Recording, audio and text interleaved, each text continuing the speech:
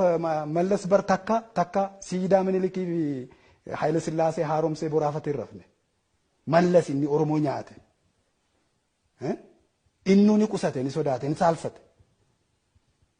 Bari rifeensa Teediroos, faashisti Teediroos, diina ilmaan Oromoo, ilmaan Walloon tuffatanii, Oromoo tuffatanii, qabeenya Oromoo guddaatti baasanii biyya Ingilizirraa fichisiisan. Oromoon haa diigamu inni jiru jedha isaan haaromsu. Oromoo dhaaree Oromoo. Oromoon ammatti haa diigamu moo haa jiraatu itti siidaa Minilik. Mee dhugaan itti min sodaatiin? Dhiibbaan inni Oromoo irraa qaqqabsiiseeraatiin ani akka Oromootti siidaa sana arguun barbaadu. Akkas isaan immoo ni haaromsu. Kanaafi eenyummaan ilaalcha dhaloota qofaa miti. Gobanaa Daachee Oromoodha. Qusee Dinagdee Oromoodha. Jeneraal Abbabee Gammadaa fa'aa Oromoodha. Sitti irran deebi'a. Hasan Dhaammeetiin gabaa kamisee keessatti taa'ee fannisiise Jeneraal Abbabaa Gammadaati.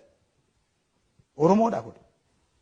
Isaan iddoo kanatti isaan kan jechaadha jiranii nuti fedhii Oromoo sabaaf sablammoota biyyattii wajjin wal madaalchifnee biyyi kun akka Oromoodhaaf taatutti ijaarree bushinaa. Sanaaf ammoo tottolfataa jirraadha kan isaan jedhan.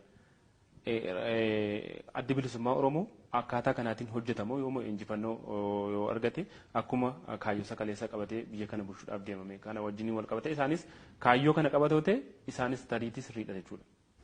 Adda bilisummaa Oromoo filannoon jiramoo hin jiru filannoon akkamitti ta'a dhiisnee filannoon ta'ee ni mo'ama yoo ta'e Oromoon dhugaasaa weerara Minilik dura turetti deebi'uu qabaa jedha.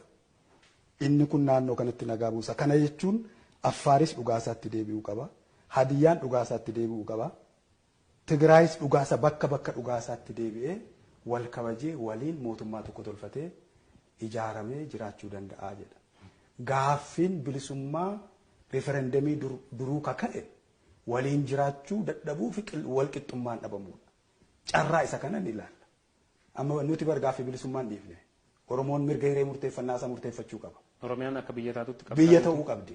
Filannoodhaas kan akkaataa kanatti dhiyaachaa amma garuu kana ta'uu